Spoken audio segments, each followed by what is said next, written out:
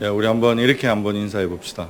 엄지손가락이 딱 하고 당신 멋져 한번 인사합시다. 예. 이 의미를 아십니까? 예. 당신 멋지다라는 의미도 있지만 이 의미를 아시는 분들은 아마 술자리에 가셨거나 아니면 적어도 건배사를 이렇게 좋은 자리에서 하셨던 분들이 아닐까 생각이 드는데 한번 따라합시다. 당당하게 신나게 살고 멋지게 저주자. 예. 어느 유명한 그 사람이 이 건배사를 하면서 했던 당신 멋져라는 이번 주에 책 읽으면서 이거 같이 한번 나누어야 되겠다 생각을 해서 워낙 이 치열한 경쟁 사회에서 정말 하나님 나라를 이루어가는 것은 당당하게 살고 신나게 살고 멋지게 저주는 그곳에 하나님의 나라가 여러분 가정 안에 또 교회 안에 이루어지는 역사가 있게 되는 줄로 믿습니다. 우리는 4주 동안 셀 경험 세미나를 오후에 진행을 하고 있습니다. 이번에 함께 고민하고 싶은 주제가 있었다면 에클레시아, 교회라고 하는 이 본질적인 그 교회의 의미, 교회됨이 무엇인가를 한번 생각하는 시간들이 되면 좋겠고, 사랑방이 조금 더 성경의 그 말씀 따라서 마이크로셀이라고 그랬습니다. 둘씩 우리가 교회 안에만 머물러 있는 셀이 아니라 어떻게 하면 세상을 향해서 나갈 수 있을까. 그래서 사회를 향해, 세상을 향해 나가는 셀을 좀 꿈꾸고 이 일을 진행을 하고 있습니다. 여러분, 그 삶을 살아간다는 것은 단순히 오늘 우리가 다루겠습니다만 둘씩 짝 만들어서 목사님한테 보고했으니까 우리는 마이크로셀 만들어졌다 이렇게 이야기하면은 우리는 착각하는 것이죠. 서로가 서로를 격려하고 서로가 서로를 예수 닮도록 우리가 제자화하는, 그래서 이 하나님의 나라가 이 땅 가운데 이루어지도록 만들어가는 일에 우리가 목적을 두고 있다는 것을 기억하셔야 되고, 제자가 된다. 여러분, 우리 한국교회에서는 제자 훈련, 그러면 가장 먼저 뭐가 떠올라요? 사랑의 교회, 옥하는 목사님, 그리고 사랑의 교제, 그 교제가 먼저 떠오릅니다. 제자 훈련이 뭘까? 여러분, 이 고민을 다시 한번 생각해 보면서 한번 따라 합시다. 이렇게 표현하는 게 가장 정확한 것 같아요. 예수님처럼 생각하고, 예수님처럼 말하고, 예수님처럼 살고, 이게 제자 훈련입니다. 그 오카노 목사님께서 제자 훈련 세미나를 할 때 제자 훈련에 대한 3가지 오해가 한국교회에 있다 이렇게 이야기하시면서 설명하셨던 내용 중에 많은 교회가 또 많은 성도들이 제자 훈련하면 이렇게 오해하더라. 그 3가지 오해가 뭐냐면, 첫 번째는 제자 훈련은 성경 공부다. 여러분, 성경 공부 아닙니다. 성경의 지식을 그냥 한 묶음 머릿속에 넣는 그게 제자 훈련이라면 실패하는 거죠.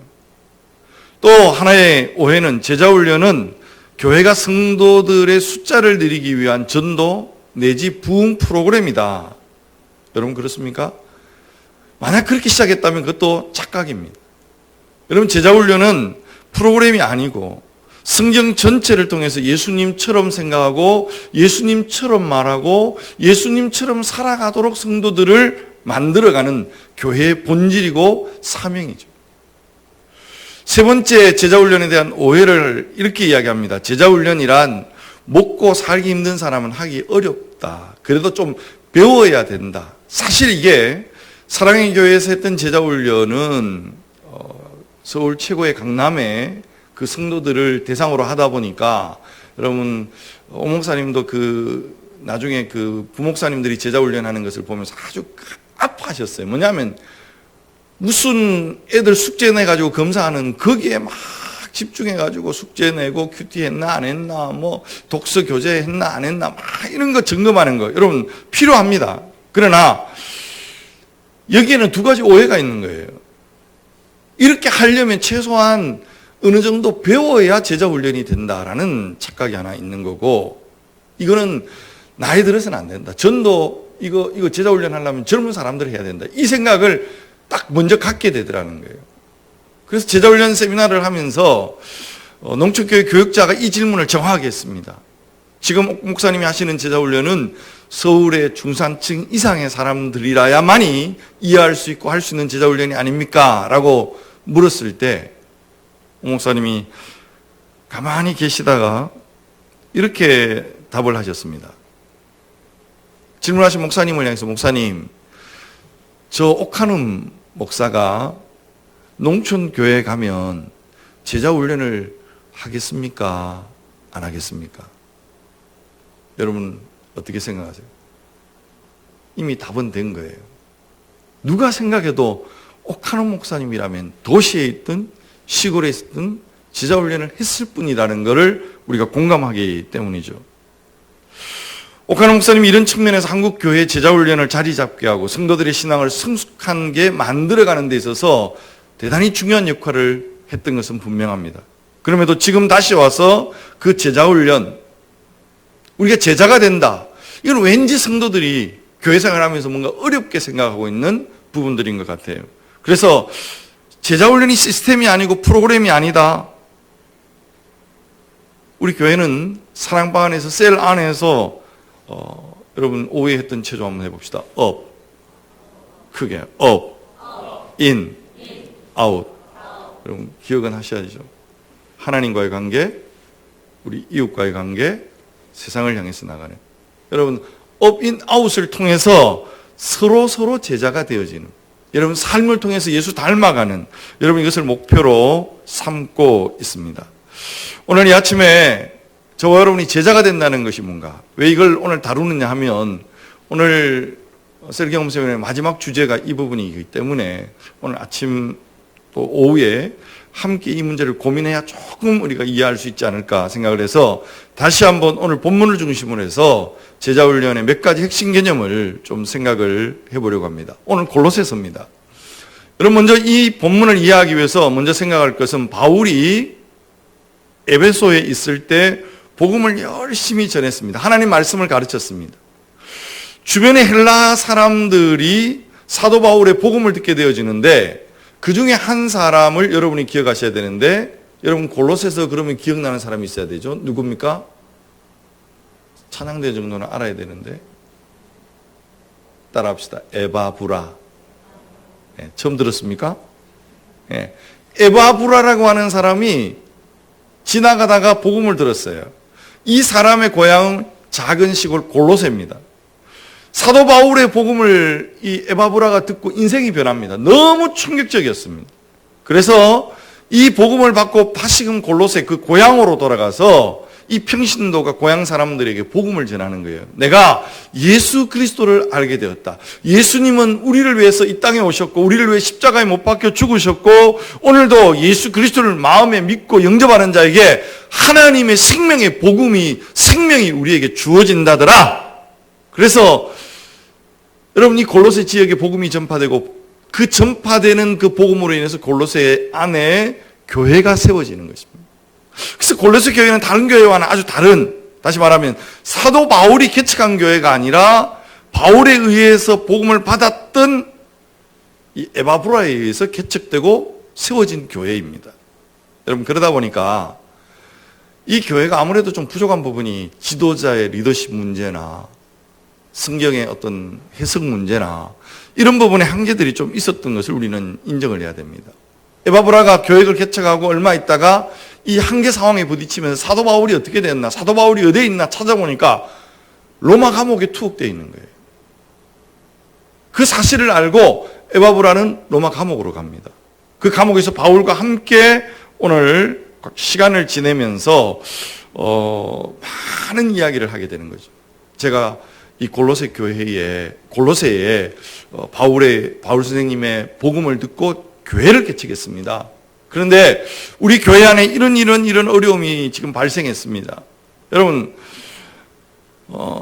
이 골로새 교회 안에 일어났던 가장 큰 문제 하나가 뭐냐면, 초대 교회를 뒤흔들었던 이단의 세력이 뭐냐면 영지주의라고 하는 이단이, 영지주의가 지금도 한국 교회 이단 안에 그대로, 여러분 교회가 조심해야 될 가장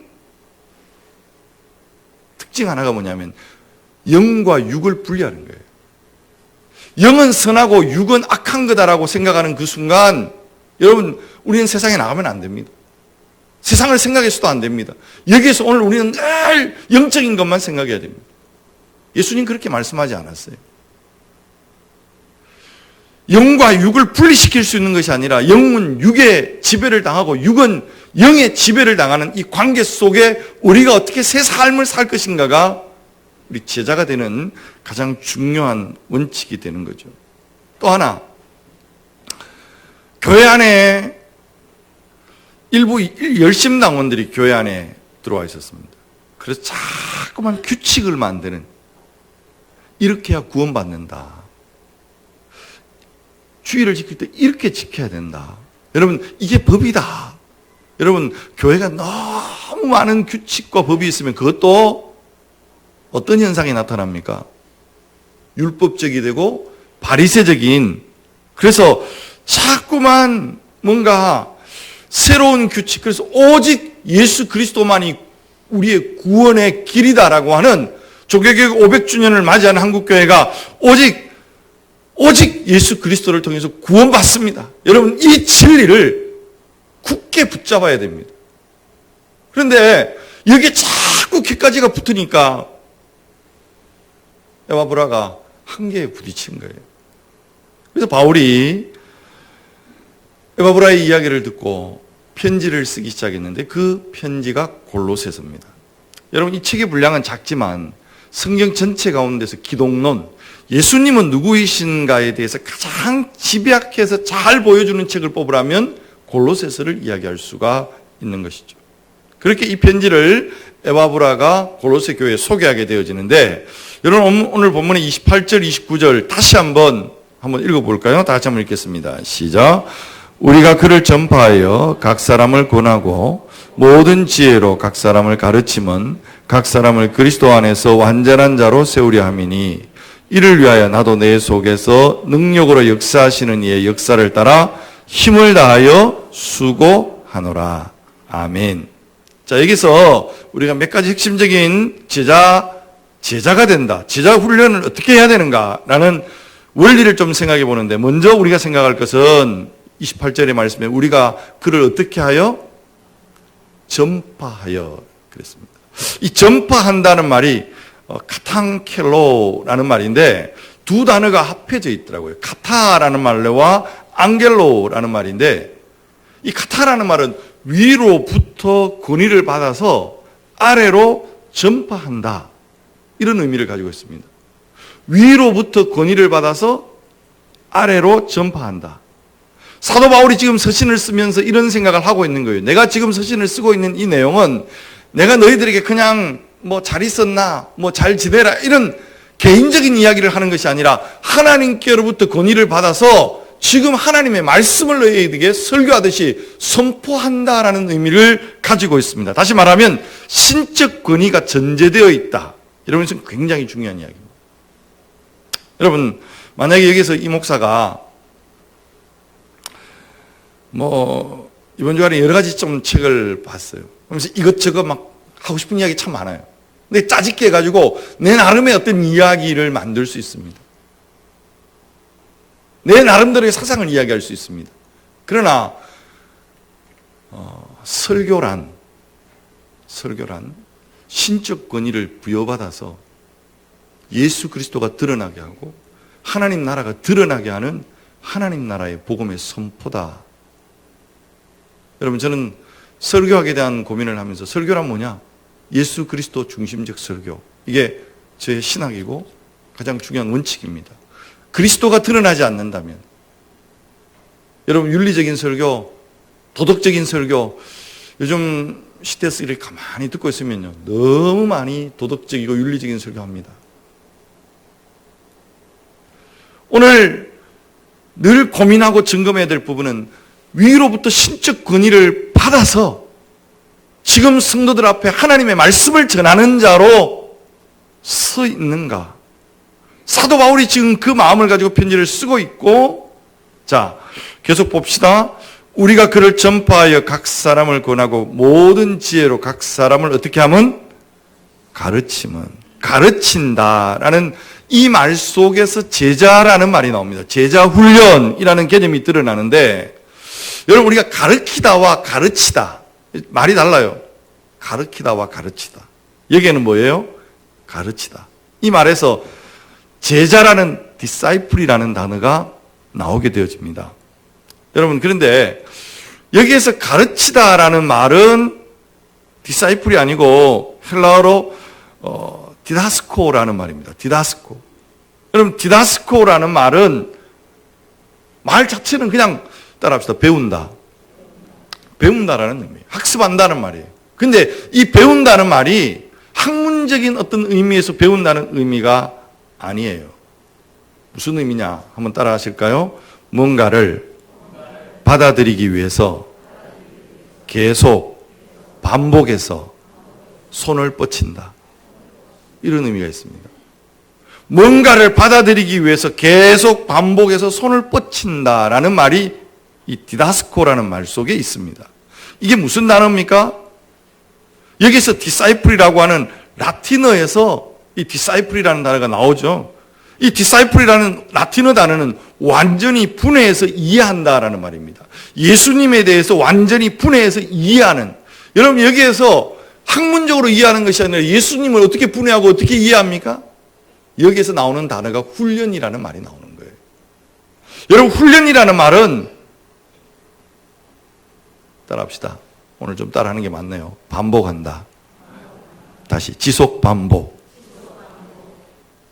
예수님의 생각이 내 생각이 되고 예수님의 말이 내 말이 되고 예수님의 삶이 내 삶이 되도록 내 삶의 세포가 되고 경향이 되고 문화가 되고 삶이 되고 뼈가 되도록 어떻게? 따라합시다. 지속 반복.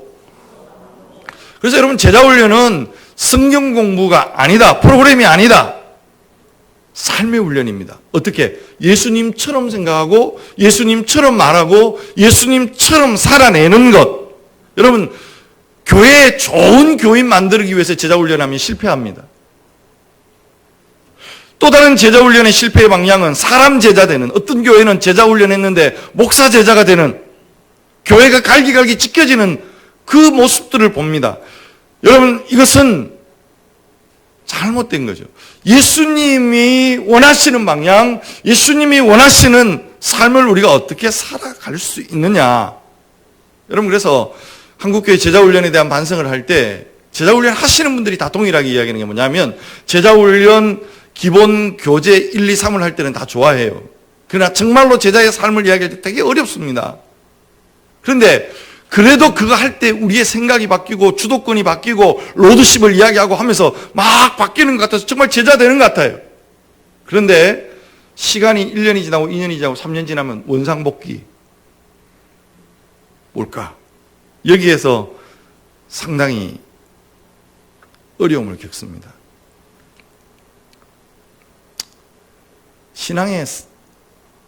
신앙생활. 여러분, 우리가 제자가 되어진다. 여러분, 한번 은혜 받는 거 나쁘지 않아요. 좋아요. 저는 가능하면 우리 교회가 많은 부분에서 열려 있으면 좋겠습니다. 제가 감당하지 못하는 부분도 열려 있는 생각을 가지려고 애쓰면 좋겠습니다. 그래서 여러분들이 은혜 받는 자리에 여러분 특별히 검증되었다면 여러분들이 가서 은혜 받으면 좋겠습니다. 근데 은혜 받고 동기가 부여되고 계기가 되어서 중요한 것은 어디를 향해야 됩니까? 제자가 되는 거예요. 다시 한번 따라합시다. 예수님처럼 생각하고 예수님처럼 말하고 예수님처럼 살자. 이건 지속 반복하는 거예요. 여러분, 이게 어려운 거예요. 쉽지 않은 거예요.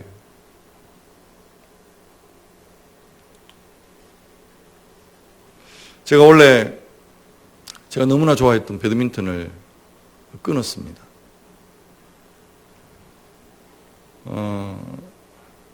계기가 있어요. 다 충격이 있어야 여러분 수없이 문제 제기를 했습니다만 이거 잘 안 끊어졌던 이야기예요. 근데 더 이상 지체하다가는 몸이 이상해질 것 같아서 어떤 결단을 해야 되는데 여러분 어려운 결단을 했습니다. 근데 어떤 분이 그런 이야기 하더라고요. 그거 시켜도 됩니까? 이번에도 휴가 기간에 수원에서 친구가 내려와서 접대 배드민턴을 좀 해달라. 제가 이렇게 얘기했습니다. 배드민턴 가방이 어디 있는지 모르겠다. 차에서 제거하고 창고에 넣어놨다가 이래도 안 되겠다 싶어서 라켓 다 빼가지고 배드민턴 잘 치는 친구들 또 필요한 친구들 다 나눠줬습니다. 뭐 비싼데. 그리고 나니까 이제 마음이 많이 정리돼요. 근데 문제는 제가 한 2달 전에 이야기했는데 운동을 안 하니까 병이 생기는 거예요.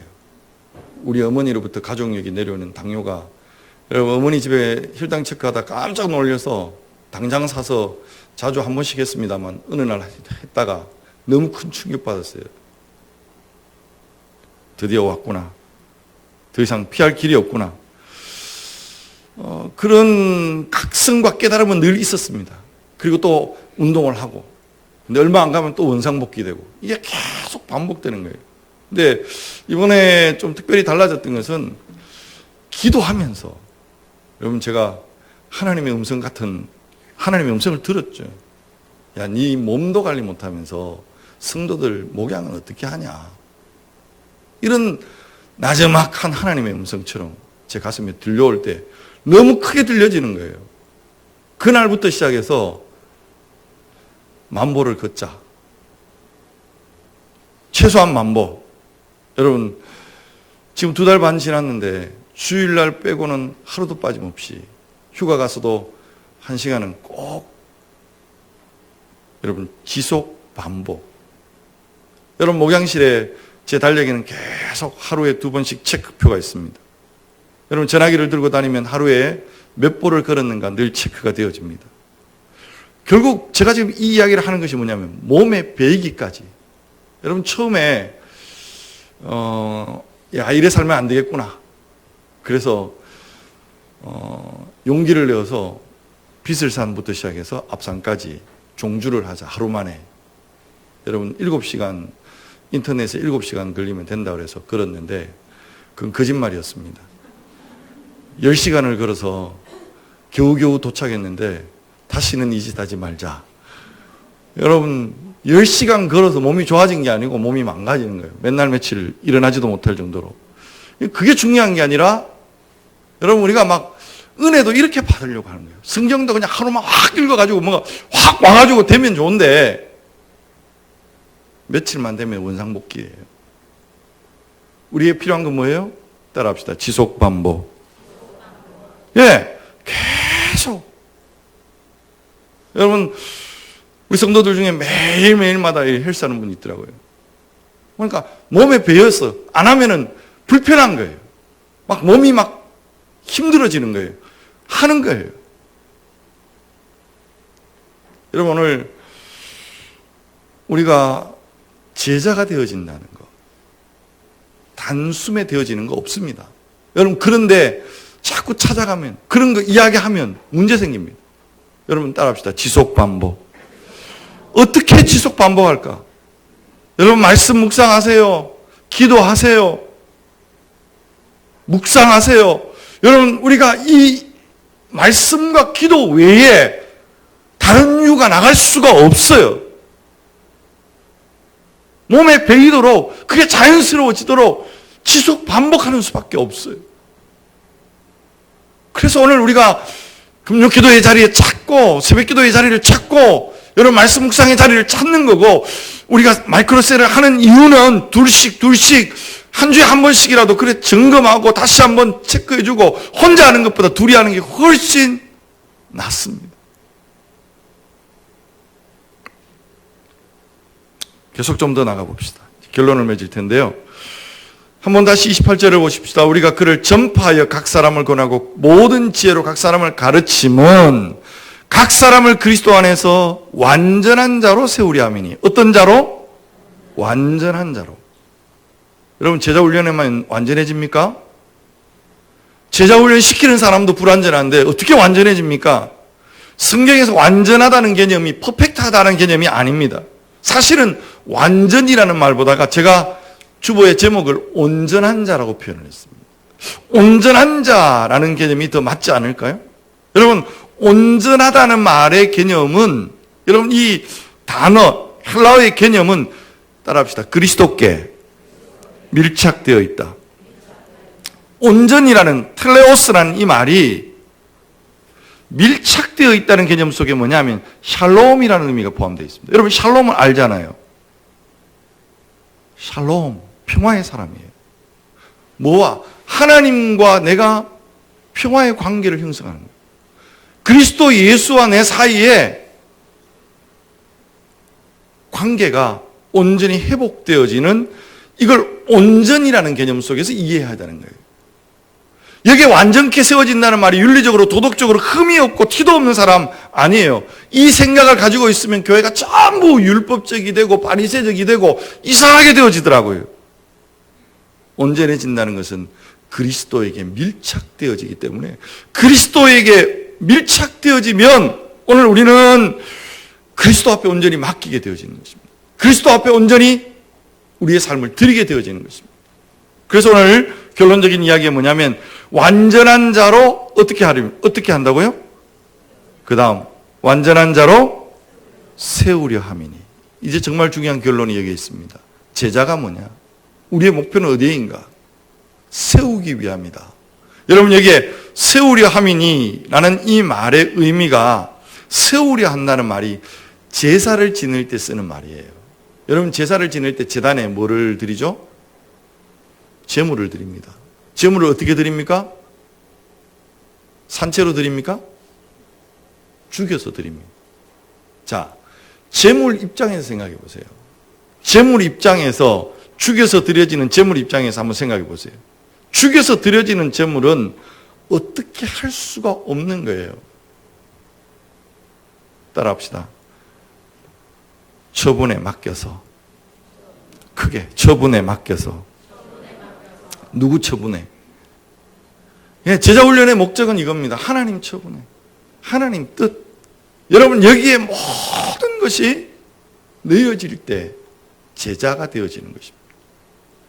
신앙생활은 자기의 비전을 이루기 위한 싸움이 아닙니다. 하나님의 비전, 하나님이 말씀하시고 하나님이 내게 뜻하시는 그 삶에 순종하는 싸움이다.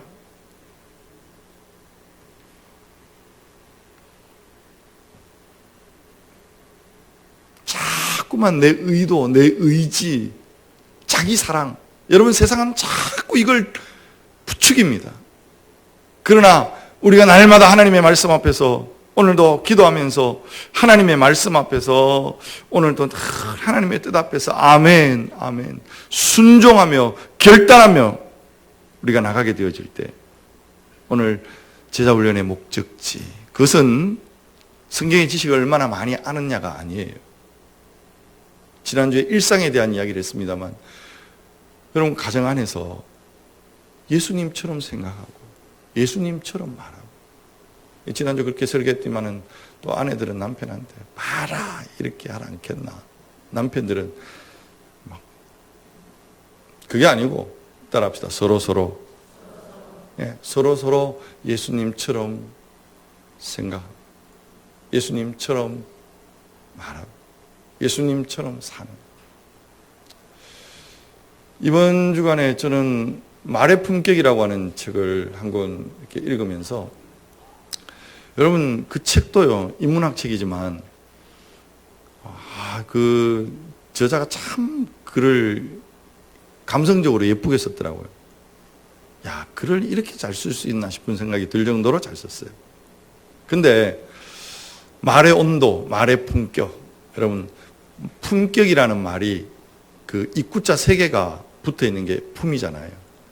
말의 인격이 묻어난다. 말의 인격을 어떻게 묻어낼까? 그래도 한번 그런 생각을 하고 고민을 하니까 말의 조심이 되어지는 거예요. 한 번 생각하고 2번 생각하고 말해야 되는. 여러분 서로가 서로를 향해서 말에 대한 품격이 묻어나고, 무엇보다도 예수님의 생각, 예수님의 말이 우리 안에 자리 잡게 되어질 때, 그 가정에 하나님 나라가 이루어지는 줄로 믿습니다. 여러분, 우리의 공동체가 이 무더운 여름에 오늘도 부엌에 들어가 보니까 왜 방법이 없을까? 아무리 생각을 해봐도 우리는 지금 좁아요. 저기 에어컨 갖다 놔도 안 돼요. 땀 팔 흘리시면서 어제부터 일하시는 분들 보면 어떻게 격려하면 좀 제대로 격려를 할까 싶은 생각이 막 드는데, 여러분, 말 한마디 정말 감사합니다. 수고했습니다. 맛있게 먹었습니다. 여러분, 이런 말의 품격이 있는 이 굴교의 성도들, 그 제자의 삶을 우리가 지속 반복 또 지속 반복하면서 살아가는, 그래서 어느 순간 예수님의 행상이 우리 안에 하나하나 이루어져가는 그런 은혜가 우리 모두에게 있기를 주님의 이름으로 축복하고 축원합니다. 사랑하신 아버지 하나님, 오늘도 위로부터 받은 영적 권세를 오늘도 성도들에게 전파하기를 원했던 사도 바울의 하나님의 말씀의 권위를 하나님 다시 한번 생각합니다. 오늘도 사람의 말이 아니라 하나님의 음성을 듣는 우리가 각 사람을 권하고 모든 지혜로 각 사람을 가르치는, 늘 그리스도께서 말씀하시는 그 말씀 따라 예수님처럼 생각하고 예수님처럼 말하고 예수님처럼 살아가기 위하여 오늘도 끊임없이 지속 반복 훈련할 수 있는 저희들이 되게 해주시기를 원합니다. 육신이 살아 꿈틀거리지만 오늘도 하나님의 말씀에 붙잡힌 바 되어져서 오늘도 하나님의 뜻, 하나님의 원하시는 삶에 우리의 초점을 맞출 수 있도록 도와주시기를 원합니다. 무엇보다도 하나님 가정 안에서, 또 오늘 우리가 직장 안에서, 교회 공동체 안에서 말 한마디도 제자의 삶을 살아내는 그런 아름다운 모습이 우리 안에 있을 수 있도록 야루 우리에게 축복하여 주옵소서. 예수님의 이름으로 간절히 기도하옵나이다. 아멘.